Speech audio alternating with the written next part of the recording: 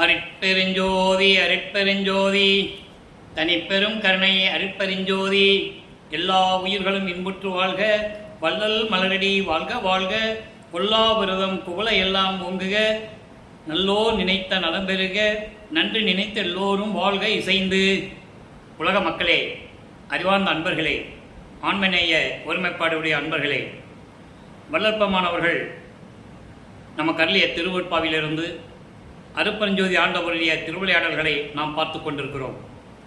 அருட்பெருஞ்சோதி ஆண்டவர் 1823ஆம் ஆண்டு தொடங்கிய திருவிளையாடல் 30/1/1874 இரவு 12 மணி வரையிலும் 51 ஆண்டுகள் எப்படி அவருடைய திருவிளையாடல் நடந்து கொண்டிருந்தது என்பதை நமது பிள்ளை பெருமானர்கள் அருளிய திருவொற்பாவிலிருந்து 6 திருமுறைகளிலிருந்தும் நாம் விளக்கமாக பார்த்து கொண்டிருக்கிறோம்.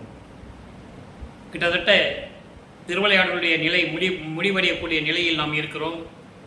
இந்த 51 ஆண்டு திருவிளையாடல்களை அருட்பெருஞ்சோதி ஆண்டவர் 8 ஆண்டுகளாக பிரித்து தன் மகனுக்கு ஒவ்வொரு 8 ஆண்டுகளிலும், அதாவது வருவிக்க உற்று முதல் 8 ஆண்டுகளிலேயும், அதன் பிறகு 16வது ஆண்டிலே, அதன் பிறகு 24வது ஆண்டிலே, இப்படி ஒவ்வொரு 8 ஆண்டுகளிலும் தன் மகனுக்கு எப்படி அருளை கொடுத்தார் என்பதை நாம் தெளிவாக பார்த்து கொண்டிருக்கிறோம். அதன் பிரகாரம், அதன் அடிப்படையில் நமது பிள்ளை பெருமானவர்கள் ஒரு தாயின் வழியாக இந்த பூலோகிற்கு அருட்பெருஞ்சோதி ஆண்டவரால் வருவிக்க உற்று 33 ஆண்டுகள் சென்னையிலே சமயங்களையும் மதங்களையும் மார்க்கங்களையும் சார்ந்த நெறிமுறைகளை பின்பற்றி கொண்டு சைவ சமயத்தின் தலைவனாகிய சிவபெருமானை நமச்சிவாயா, சிவாய நம, ஓம் சிவாயா என்று அழைத்து கொண்டும், மந்திரங்களை சொல்லியும், சைவ சமயத்தின் அடையாளமாகிய திருநூரை பூசிக்கொண்டும், உத்தராட்ச மாலை போட்டுக்கொண்டும் எப்படியெல்லாம் இறைவனிடம் முறையீடு செய்து கொண்டிருந்தார் என்பதை நாம் தெளிவாக பார்த்தோம். இது சமயத்தை சார்ந்த செயல்கள். அதன் பிறகு அருட்பெருஞ்சாண்டவர் தன் மகனுக்கு சுத்த சன்மார்க்கத்தை கொடுத்த பிறகு, மகனே, இந்த சமயங்களும் மதங்களும் மார்க்கங்களும் உலக மக்களுக்கு தேவையில்லை என்று நீ அறிவித்து விடு என்று சொல்ல, நமது பிள்ளை பெருமானவர்களும் இனிமேல் இது தேவையில்லை, உலக மக்களுக்கு தேவையானது சுத்த சன்மார்க்கம்தான் என்ற நிலையை உலக மக்களுக்கு விளக்கி கூறுகிறார். அதன் பிறகு 9 ஆண்டுகள் கருங்குழியிலேயும், வடலூரிலே 3 ஆண்டுகளும் ஜீவகாருண்ய ஒழுக்கத்தையும் எப்படியெல்லாம் உலக மக்களுக்கு தெரிவித்தார் என்பதை விளக்கமாக நாம் பார்த்தோம். இப்போ மேட்டுக்குப்பத்திலே இருக்கும்போது அங்கே இருந்து கொண்டு தர்மசாலையை, அங்கிருந்து கொண்டு சத்தியஞான சபையை நிறுவியது, தைப்பூசத்துக்கு ஜோதி காட்டியது, அதன் பிறகு அகவல் எழுதியது, சுத்த சன்மார்க்க கொடி கட்டி பேருபதேசம் செய்தது, இவற்றையெல்லாம் நாம் தெளிவாக பார்த்து விட்டோம். இப்போ வல்லப்பமானவர்கள் வருவிக்க உற்று கிட்டத்தட்ட 50 ஆண்டுகள் நிறைவடைந்து விட்டது. நீ மேலும் 1 ஆண்டு தான் பாக்கி இருக்கிறது. அந்த 1 ஆண்டிலே உலக மக்களுக்கு என்னென்ன சொல்லணுமோ அதையெல்லாம் கூறியிருக்கிறார். அதை தான் சத்திய வார்த்தை, சத்திய அறிவிப்பு என்ற பாடல்களின் மூலமாக நாம் பார்த்து கொண்டிருக்கிறோம். இன்று இறுதியாக இறைவனுடைய சத்திய அறிவிப்பை இறுதியாக பார்க்கிறோம். இதன் பிறகு எப்படி தந்தை அருட்பெருஞ்சாண்டவர் வந்து மகனோடு இரண்டரை கலந்து கொள்ளுகிறார் என்ற நிலைகளை நாம் விளக்கமாக பின்னாளில் பார்க்க போகிறோம். இன்று சத்திய அறிவிப்பு, இறைவனுடைய இறுதியான அறிவிப்பு, 4வது பாடல். எப்படி இறைவன் வந்து தன்னோடு இரண்டரை கலந்து கொள்ளப் போகிறார் என்பதையும், அதை எப்படி உலக மக்களுக்கு தெரிவிக்கிறார் என்பதை தான் சத்திய அறிவிப்பாக நாம் பார்க்க போகிறோம்.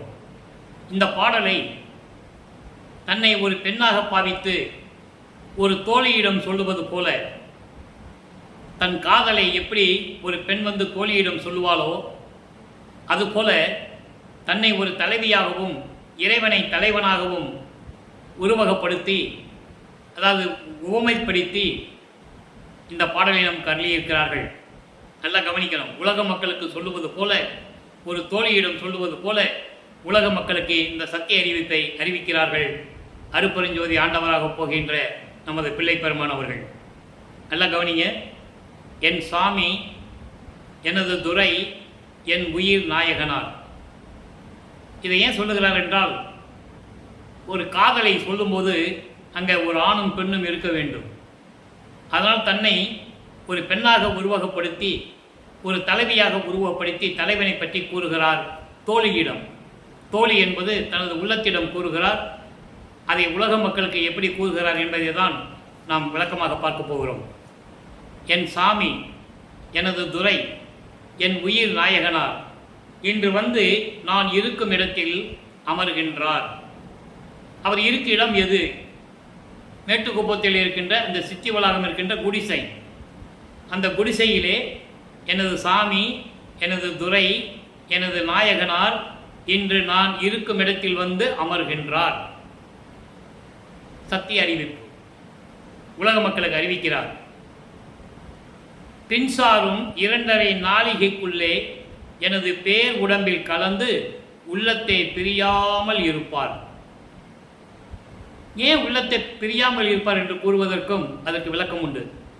பின்சாரும் 2.5 நாளிகைக்குள், அதாவது குறிப்பிட்ட நேரத்தில் வந்து அமர்கின்றார். அதை தொடர்ந்து பின்சாரும் என்பது எனது சாமி, எனது துரை, எனது உயிர் நாயகனார் இன்று நான் இருக்கும் இடத்தில், இன்று வந்து நான் இருக்கும் இடத்தில் அமர்கின்றார். அதை தொடர்ந்து அருள் நிலையோடு 2.5 நாளிகைக்குள், 2.5 நாளிகை என்பது 1 மணி நேரம், ஒரு நாளிகை என்பது 24 நிமிடங்கள், 2.5 நாளிகை என்பது 60 நிமிடங்கள், 1 மணி நேரம். 2.5 நாளிகைக்குள்ளே எனது பேர் உடம்பில் கலந்து உள்ளத்தை பிரியாது இருப்பார். அதுக்கப்புறம் அவர் வெளியே போக முடியாது.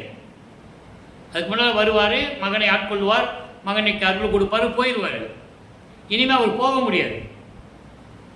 மகனுடைய கலந்து கொண்டு அவர் உள்ளத்தில் பிரியாமல் இருப்பார். அதை தான் அகவலிலே கூறுவார். எம்மை என்னும் என்னை விட்டு இறையும் பிரியாது அம்மையும் அப்பனுமாம் அருப்பெருஞ்சோதி.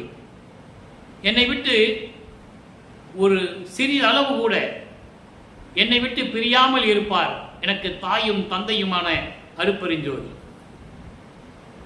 அவர்தான் ஈன்றெடுக்கிறார்.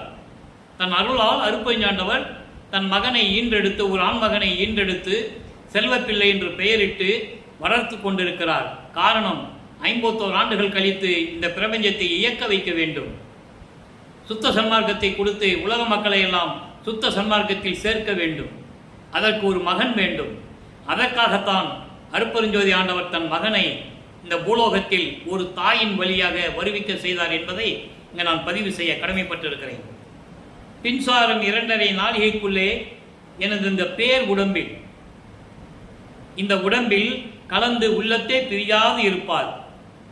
தன் சாதி உடைய, நல்லா கவனிக்கணும், தன் சாதி உடைய பெரும் தவத்தாலே, தன் சாதி உடைய பெரும் தவத்தாலே நான் தான் சாற்றுகின்றேன் அறிந்து, இதுதான் சத்தியம் சத்தியமே. தன் சாதி உடைய, தன் சாதி என்றால் என்ன? இறைவனுடைய சாதி என்ன? சாதியும் மதமும் சமயமும் பொய்யென ஆதியில் உணர்த்தி அருப்பெருஞ்சோதி. சாதி மதமும் சமயமும் காணா ஆதியானதயம் அருப்பெருஞ்சோதி. அப்புறம் ஏன் தன் சாதி உடைய என்று கூறுகிறார் என்றால் அவருடைய குலத்தை கூறுகிறார். அவருடைய குலம் என்ன? சுத்த சன்மார்க்கத்தின் குலம். சுத்த சன்மார்க்கத்தின் குலத்தின் சுத்த சன்மார்க்க குலம். சுத்த சன்மார்க்க நெறிகளை பின்பற்றி கொண்டதனால் கிடைத்த அந்த பெரும் தவத்தாலே வல்லப்பமன் என்ன தவம் செய்தார்? நோவாமல் நோன்பு. நோவாமல் நோன்பு என்னை போல் நோற்றவரும், எஞ்ஞான்றும் சாதாவரம் என்னை போல் சார்ந்தவரும், தேவானின் பேரருளை என்னை போல் பெற்றவரும் எவ்வுலகில் யார் உலர்? சற்றே அறை என்று கூறுவார். அதான் நோவாத நோன்பு என்றால் என்ன? எந்நேரமும் இறைவனை பற்றி சிந்தித்துக் கொண்டிருப்பது, உடம்பை வருத்தாமல், இந்த பொன்னான உடம்பை வருத்தாமல், உணவின்றி உறக்கமின்றி எலும்பு தெரிகிற மாதிரி இருந்து வச்சுக்கிட்டு, அதெல்லாம் தேவையில்லை. மகாமந்திரம் ஒன்று போதும். அருப்பெருஞ்சோதி அருப்பெருஞ்சோதி தனிப்பெருங்கருணை அருப்பெருஞ்சோதி மகாமந்திரத்தை சொன்னாலே போதும். கண்ணை மூடிக்கிட்டு மணிக்கணக்கில் இருக்கணும்னு அவசியம் இல்லை. சுத்த சன்மார்க்கத்தில் அது இல்லை. சமயங்களையும் மதங்களையும் மார்க்கங்களையும் சேர்ந்தவர்கள் இருந்தார்கள். மலைக்குள்ளே போயிடுவாங்க, கடலுக்கடியில் போயிடுவாங்க, குகைக்குள்ளே போயிடுவாங்க, மரத்துக்கடியில் உட்காந்துட்டு புத்து வளர்கிற மாதிரி உட்காந்துப்பாங்க. அவங்க தலைவர்களை நினச்சி தவம் இருப்பாங்க. அவங்கள வந்து குடிச்சிட்டு போயிடுவாங்க. அதெல்லாம் கொஞ்ச நாளைக்கு தான் இருக்கும். கர்ம சித்தி, யோக சித்திகள். கொஞ்ச நாள் தான் இருக்கும். கர்ம சித்தி என்பது 3.25 வருஷம் தான். யோக சித்தி என்பது 108 வருஷம். அதுக்குள்ள அவங்க என்ன வேணாலும் பண்ணிக்கலாம். ஆனால் இங்கே வந்தபடி இல்லை. இங்கே பெரும் தவம் என்பது சுத்த சன்மார்க்க நெறிகளை பின்பற்றி கொண்டு புலையும் கொலையும் தவிர்த்து இறைவனை சதா நேரமும் இடைவிடாமல் சிந்தித்து கொண்டு மகாமந்திரத்தை சொல்லிக் கொண்டிருப்பது பெருந்தவம். அப்படிப்பட்ட தவத்தாலே நான் தான் சாற்றுகின்றேன், நான் தான் சொல்லுகின்றேன். அறிந்து இதுதான், நான் தெரிந்துதான் சொல்லுகிறேன். இறைவன் எல்லாமே எனக்கு அறிவித்து விட்டார் என் தந்தை, இது சத்தியம் சத்தியம் என்று சத்திய அறிவிப்பு செய்கிறார். அடுத்து, மின்சாரும் இடைமடவாய் என் மொழி நிந்தனக்கே வெளியாகும் 2.5 நாளிகை கடந்த போதே. நான் சொன்னேன்ல, தன்னை ஒரு பெண்ணாக பாவித்து ஒரு பெண்ணிடம் சொல்லுவது போல, ஒரு தோழியிடம் சொல்லுவது போல உலக மக்களுக்கு தெரிவிக்கிறார். மின்சாரும் இடைமடவாய், மின்சாரம் என்பது மின்னல் போன்று இடைவுடைய, மின்னல் போன்று அழகான இடைவுடைய பெண்ணே, என் தோழியே, நான் சொல்லுவது உனக்கு எப்போ தெரியும்னா 2 நாளிகை கழிச்ச பிறகு தெரியும். ஏன்னா 2 நாளிகை கழித்து எனது தந்தை என்னோடு 2.5 கலக்க வருகிறார், அப்போதான் உனக்கு தெரியும் அப்படின்னு ஒரு பெண்ணிடம் சொல்லுவது போல கூறுகிறார். உலக மக்களுக்கு சொல்லுகிறார், உலக மக்களே, இறைவன் வந்து 2.5 நாளிகைக்குள் என் பேர் உலகில் கலந்து என் உள்ளத்தில் பிரியாது இருப்பார், பிரியாமல் இருப்பார். அது எப்படி கிடைச்சது எனக்கு?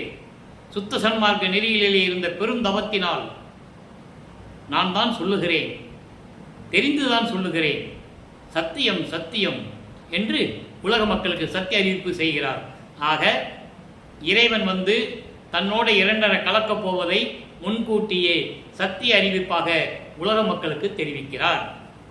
அவர் தோன்றும் துணையாக இருந்த காலகட்டங்களில் அவரோடு இருந்தவர்களும் சரி, அவரை சுற்றி இருந்தவர்களும் சரி, அவர் சொன்னதை யாரும் நம்பவில்லை. ஏதோ ஒரு சாமியார் சொல்றாரு, அவரை சாமியார் என்று சொன்னார்கள், கடவுள் என்று யாருக்கும் தெரியவில்லை. கல்பட்டையா ஒருவருக்கு தான் தெரியும் இவர் இறைவனுடைய மகன் என்று. அவரும் வெளியே சொல்ல முடியாது, அடிமை சாசனம் எழுதி வாங்கிட்டார். அவரும் சொல்லக்கூடாது. அவர் ஒருத்தருக்கு தான் தெரியும், பிள்ளை பெருமான் அவர்கள் இறைவனுடைய மகன், அவர் மகனாகவே வருவிக்க உற்றவர் என்ற நிலை கல்பட்டையா அவர்கள் ஒருவருக்கு தான் தெரியும். அந்த விளக்கத்தை நம்ம பின்னால் பார்க்க போகிறோம். இப்போ இந்த நிலை இருக்கும்போது உலகங்களுக்கு சத்திய அறிவிப்பு செய்து விட்டார். இறைவன் வரப்போகிறார், நான் இருக்கும் இடத்தில் அமரப்போகிறார், என்னோடு 2.5 நாளிகைக்குள்ளே கலந்து கொள்ளப் போகிறார் என்றெல்லாம் தெளிவாக சத்திய அறிவிப்பாக நமக்கு அதை அறிவிப்பு செய்கிறார்கள்.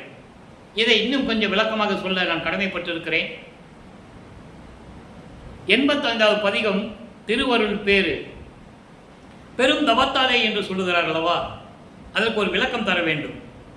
அதிலே 9வது பாடல், நானே தவம் புரிந்தேன், நானே தவம் புரிந்தேன், நானே களிப்படைந்தேன்.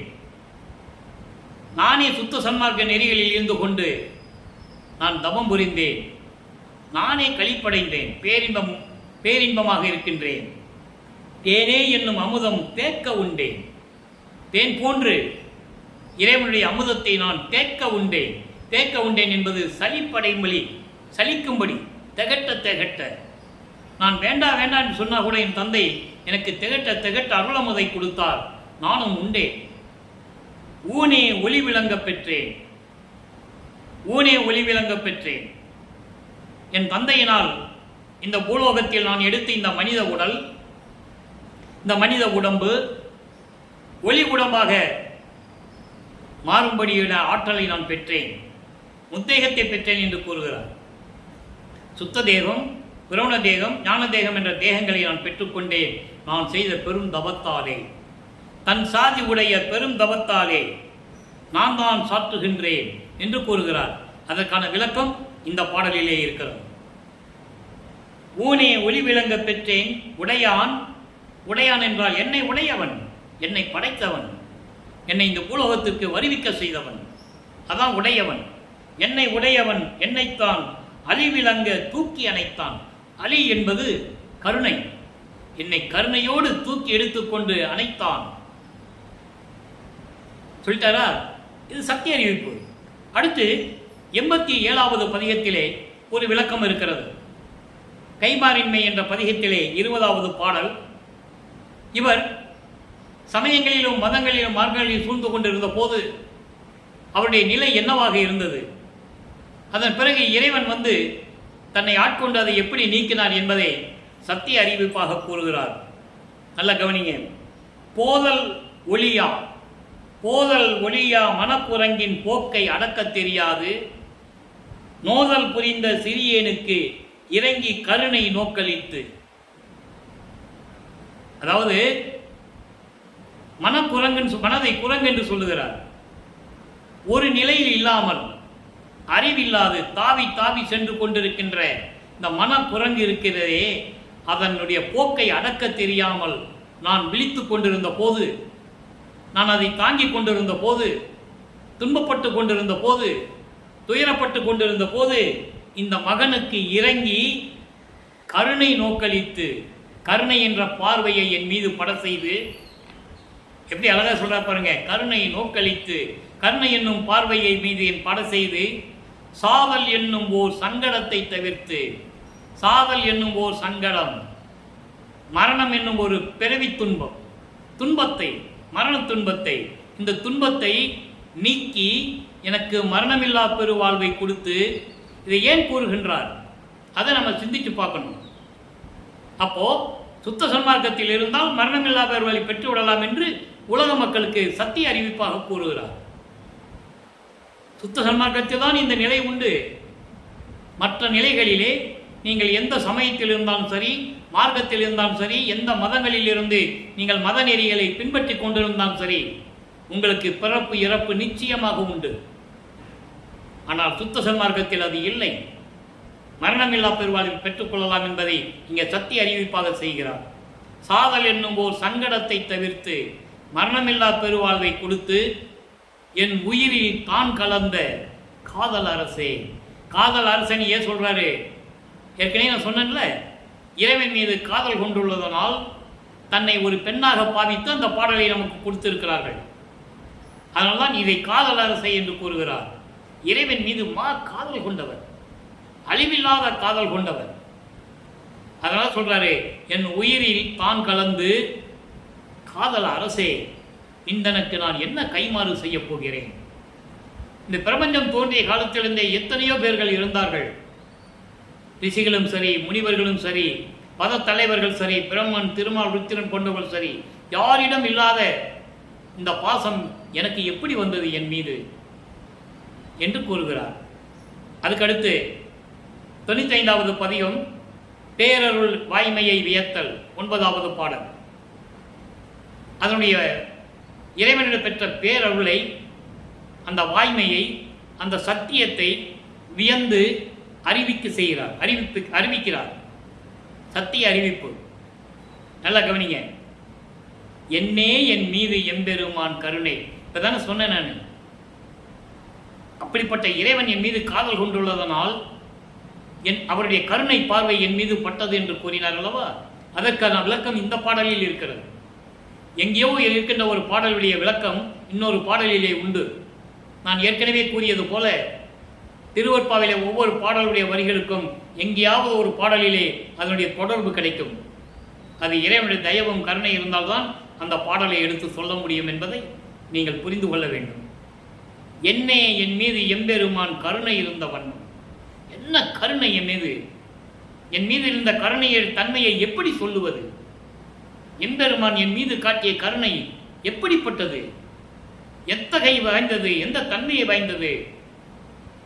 தன்னெறி இல்லாத அருப்பெருஞ்சோதியை தந்து, தன் நேர் இல்லாத அருப்பெருஞ்சோதியை தந்து, உயரிய இடத்தில் இருக்கின்ற யாரிடம் ஒப்பிட முடியாத அளவுக்கு நிகர் இல்லாத, யாருக்கும் நிகர் இல்லாத அருப்பெருஞ்சோதியை என்னிடம் தந்து உலகுக்கு என்னே என விளையாடுக என்று அழியாத சொல்லும் பொன்னேர் வடிவம் அளித்து என் உயிரில் புணர்ந்தனே. அதாவது யாருக்கும் நிகர் இல்லாத, எதற்கும் ஒப்பிட முடியாத அருப்பெருஞ்சோதியை என்னிடம் தந்து தன் மகனுக்கு ஒருவருக்கு தான் அவர் கொடுத்தது. சமயத் தலைவர்கள், மத தலைவர்கள், மார்புடைய தலைவர்கள் சொன்னது வேற, அதை விட்டுருங்க. அருட்பெருஞ்சோதி ஆண்டவருக்கு ஒரே மகன் வள்ளல் பெருமான் அவர்கள். அந்த மகனை தான் பூலோகத்திற்கு அனுப்புகிறார். 51 வருடங்கள் இங்கு இருக்க செய்து மகனோடு 2.5 கலந்து கொள்ளுகிறார். பிரிந்த சக்தியோடு மீண்டும் கூடிக்கொள்ளுகிறார். ஏனால் இறைவன் ஒருவனே என்ற நிலை இருக்க வேண்டும், 2 இறைவன் இருக்கக்கூடாது. அதனால்தான் மகனோடு வந்து 2.5 கலந்து கொள்ளுகிறார். அப்படிப்பட்ட அருட்பெருஞ்சோதியை தந்து உலகில் எப்படி வேண்டுமானாலும் நீ விளையாடுக என்று எனக்கு கட்டளையிட்டு, விளையாடுகின்றால் என்ன, நீ எப்படி வேணாலும் பிரபஞ்சத்தை இயக்கிக்கொள், நீ எப்படி நினைக்கிறையோ இந்த பிரபஞ்சத்தை இயக்கிக்கொள் சென்று என்று எனக்கு அழியாத செல்லும் பொன் வடிவம் அளித்து. அப்படி செய்யணும்னா என்ன பண்ணணும்? அழியாத உடம்பு இருக்கணும்.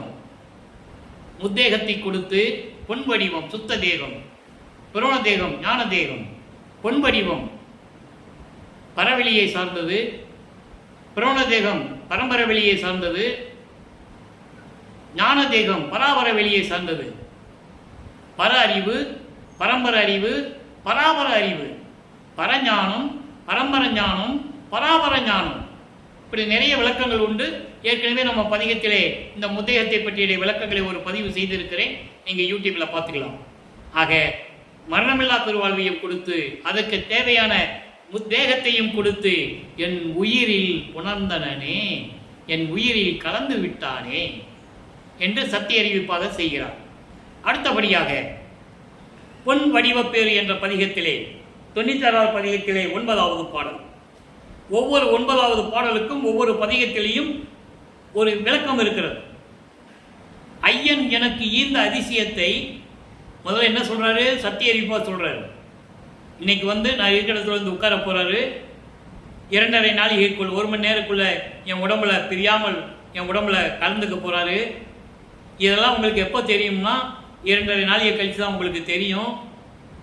இறைவனிலிருந்து நான் இப்படியெல்லாம் அருளை பெற்றுக்கிட்டேன் எல்லாம் சத்திய அறிவிப்பு பண்ணிட்டு இறைவன் கொடுத்த அந்த அதிசயத்தை சொல்லுகிறார். ஐயன் எனக்கு ஈந்த அதிசயத்தை என் புகழுவேன். என் தந்தை அருட்பெருஞ்சோதி ஆண்டவர் கொடுத்த இந்த அருளை எல்லாம், இந்த அதிசயத்தை நான் எப்படி சொல்லுவது, எந்த விதத்தில் சொல்லுவது? சொல்ல முடியாத நிலையில், ஒப்பற்ற நிலையில் இருக்கிறதே, நான் எப்படி சொல்லுவது? செப்பருக்கரிது என்று சொல்லுவார்.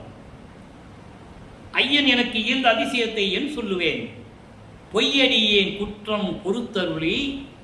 ஏன் பொய் அடியேன் என்று சொல்லுகிறார்? தன்னை தந்தைக்கு முன்னால் தாழ்த்திக் கொள்ளுகிறார். நான் சமயங்களிலும் மதங்களிலும் மார்க்கங்களிலும் அந்த நெறிகளில் இருந்த போது அந்த குற்றங்களை எல்லாம் பொறுத்து எனக்கு அருளி, குற்றங்களை எல்லாம் பொறுத்து எனக்கு எல்லா அருளையும் கொடுத்து அருளி, வையத்து அழியாமல் ஓங்கும் அருள் வடிவம். வையத்து இந்த பூலோகத்தில் அழியாமல் விளங்கக்கூடிய அருள் வடிவத்தையும் நான் எனக்கு கொடுத்து எனக்கு அருளியவர் என் தந்தை அருட்பெருஞ்சாண்டவர். எப்படி அருளினார்? நான் ஓர் மொழி ஆடுவதற்கு முன், நான் ஒரு வார்த்தை சொல்லுவதற்கு முன்னாலேயே, நான் ஒரு வார்த்தையை கேட்பதற்கு முன்னாலேயே, தந்தை எனக்கு அருளை கொடு என்று நான் கேட்பதற்கு முன்னாலேயே எனக்கு அருள் வடிவத்தை தந்து, அழியா உடம்பை தந்து, எல்லா அருளையும் கொடுத்து என்னை ஆட்கொண்டாரே, அதை நான் எப்படி புகழுவேன்? அந்த அதிசயத்தை நான் எப்படி சொல்லுவேன் என்று சொல்லி இந்த பாடலை நமக்கு அருளியிருக்கிறார்கள். ஆக எல்லா நிலைகளையும் சத்திய அறிவிப்பாக நமக்கு அறிவிக்கிறார். அடுத்து இறுதியாக 106வது பதிகம் சுத்த சிவநிலை. சுத்த சிவநிலை சத்திய அறிவிப்பிலே சொன்ன பாடலுக்கு இங்கே விளக்கம் இருக்கிறது.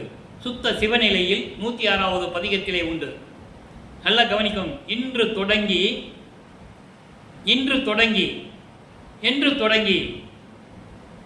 1873ஆம் ஆண்டு எல்லா நிலைகளையும் முடித்துவிட்டு, அதாவது சுத்த சன்மார்க்க கொடிகட்டி பேர் உபதேசம் செய்துவிட்டு, ஞானசேர்வுடைய விளக்கங்களை எல்லாம் கொடுத்துவிட்டு, அகவலை எல்லாம் கொடுத்துவிட்டு, அதன் பிறகு இறுதியாக சொல்லுகிறார், இன்று தொடங்கி, அதாவது இறைவன் வந்து 2.5 கலந்து கொள்வதற்கு இன்னும் 12 மாதங்கள் இருக்கிறது. அந்த நிலையில் இந்த பாடலை நமக்கு அருளி இருக்கிறார்கள் என்பதை நீங்கள் கவனித்துக் கொள்ள வேண்டும். 12 மாதங்கள் தான் இருக்கிறது. இந்த பாடலை நமக்கு அருளும் போது இறைவன் அருட்பெருஞ்சாண்டவர் தன் மகனோடு வந்து இரண்டரை கலந்து கொள்வதற்கு 12 மாதங்கள் இருக்கிறது என்பதை நான் இங்கே பதிவு செய்ய கடமைப்பட்டிருக்கிறேன். அந்த விளக்கங்களை இறைவன் இரண்டோட கலக்கும் போது இந்த விளக்கங்களாக உங்களுக்கு தருவேன். இன்று தொடங்கி இங்கே, ஆக இன்று முதல் தொடங்கி சத்திய அறிவிப்பு முடித்தவுடனே அது சொல்லுகிறார், இன்றையிலிருந்து தொடங்கி இங்கு என்பது சித்தி வளாகத்தில் இப்பொழுது என்பெருமான் எந்நாளும் நன்று துலங்க நடம்புரிவான். இனிமேல் என் பெருமான் அருட்பெருஞ்சாண்டவர் இருக்கிறாரே, இனிமேல் தான் இங்கு அருள் நடனம் செய்து கொண்டு என்னோடு இரண்டரை கலந்து கொண்டு இங்கு இருந்து கொண்டுதான் திருவிளையாடல்கள் நடந்து கொண்டிருக்க போகிறது. நடம்புரிவான் என்றும் என் சொல் சத்தியம் என்று எண்ணி சகத்தீர் அடைமீன்கள். இது என்னைக்குமே என்னுடைய சத்திய வார்த்தை என்று நீங்கள் நினைத்து உலக மக்களே நீங்கள் விரைவாக வந்து சுத்த சன்மார்க்கத்தில் சேர்ந்து கொள்ளுங்கள். அதான் சொல்றேன். இறைவன் வர்றாரு, என்னோட இரண்டரை கலந்துக்க போறாரு. எப்படிப்பட்ட இறைவன் சொல்லியாச்சு, எப்படி அருளை கொடுத்தாருன்னு சொல்லியாச்சு. கடைசியாக சொல்றார் உலக மக்களுக்கு, இனிமேல் இறைவன் இங்கு இருந்து கொண்டுதான் அருளனம் செய்து கொண்டு திருவிளையாடல் செய்து கொண்டு என்னோடு இணைந்து கொண்டு இந்த பிரபஞ்சத்தை இயக்கப் போகிறோம். அதான் சொல்லுவார், திரு அருள் செங்கோலாட்சி செலுத்துவோம் என்று சொல்லுவார். 2 பேர் சேர்ந்து இந்த பிரபஞ்சத்தை இயக்கிக் கொண்டிருக்கிறார்கள். அந்த நிலை எப்படிப்பட்ட நிலை என்பதை நான் சொல்லுவதெல்லாம் சத்தியம்.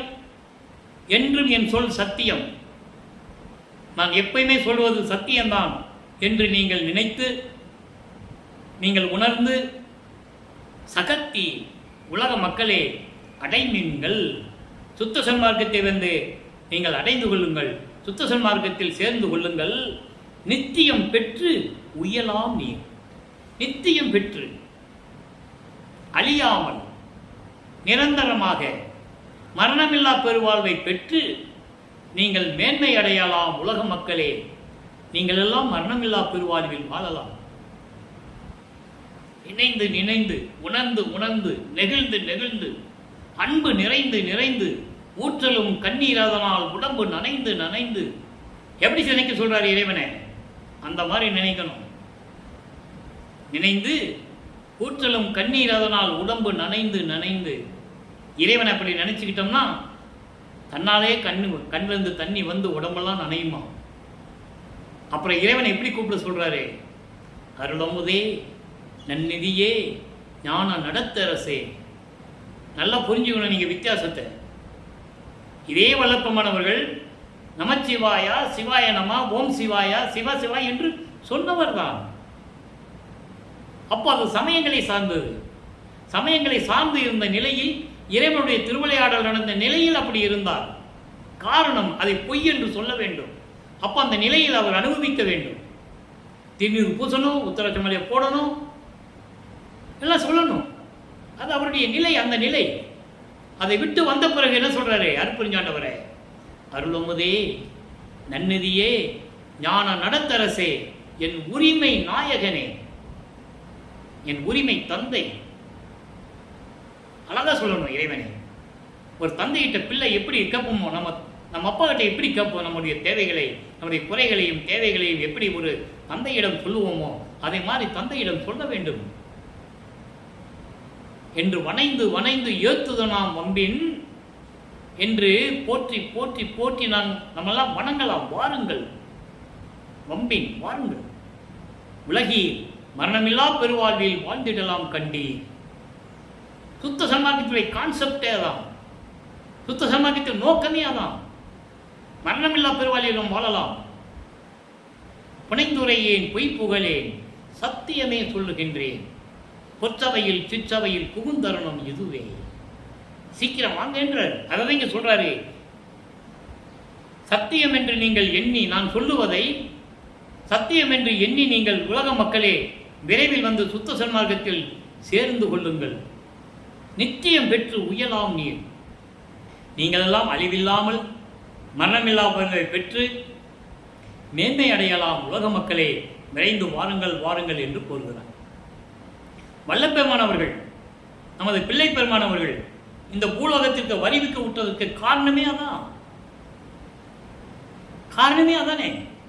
ஆன்ற சன்மார்க்கம் அணிபெற என்னை தான் ஈன்று அமுதளித்த இனிய நற்றாயே இறைவனை கூறுகிறார். எதுக்காக இந்த பூலோகத்தில் நினைச்ச சன்மார்க்கத்தை நிலைநாட்டணும் தானே.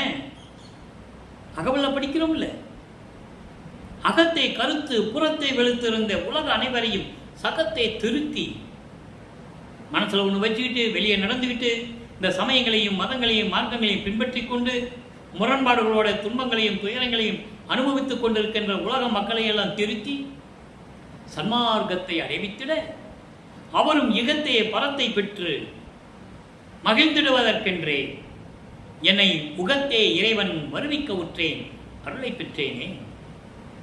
வல்லப்பெருமான் அவர்கள் கலியுகத்திலே வருவிக்க உற்றவர். அதான் என்னை உகத்தே வருவிக்க உற்றேன், இறைவன் வருவிக்க உற்றேன். கலியுகத்திலே வருவிக்க உற்றவர். கலியுகம் 1900 ஆண்டுகளிலே முடிவடைகிறது. அப்போ கலியுகத்திலே வருவிக்க உற்றார்.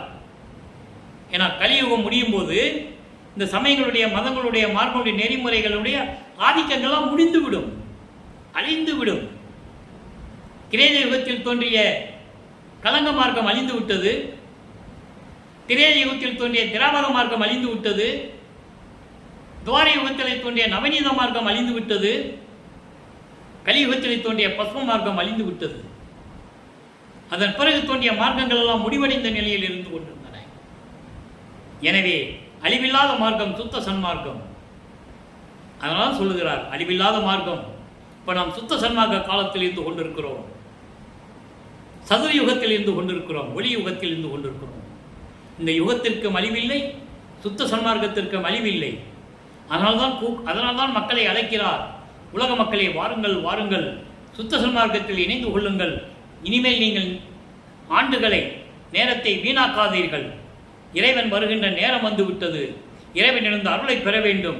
அவர் வரும்போது நீங்கள் சுத்த சன்மார்க்கத்தில் இருந்தால் உடனே நீங்கள் அருளை பெற்றுக்கொள்ளலாம், அருளை பெற்றுக்கொள்ளலாம், இவருடைய செல்வங்களை பெற்றுக்கொள்ளலாம். நீங்கள் என்னென்ன நினைக்கிறீங்களோ எல்லாவற்றையும் பெற்றுக்கொள்ளலாம் என்று உலக மக்களை அன்போடு அழைக்கிறார். இதை சத்திய அறிவிப்பாக நமக்கு அறிவித்திருக்கிறார். எனவே உலக மக்களே, நீங்கள் எல்லாரும் சேர்ந்து இதுவரை நீங்கள் எப்படி இருந்தீர்களோ போனது போகட்டும், நடப்பவை நல்லவையாக இருக்கட்டும் என்று எண்ணி இந்த சமயங்களையும் மதங்களையும் மார்க்கங்களையும் புறக்கணித்து விட்டு இறைவனால் உருவாக்கப்பட்ட சுத்த சன்மார்க்கம், மற்றவைகளெல்லாம் மனிதர்களால் உருவாக்கப்பட்டது.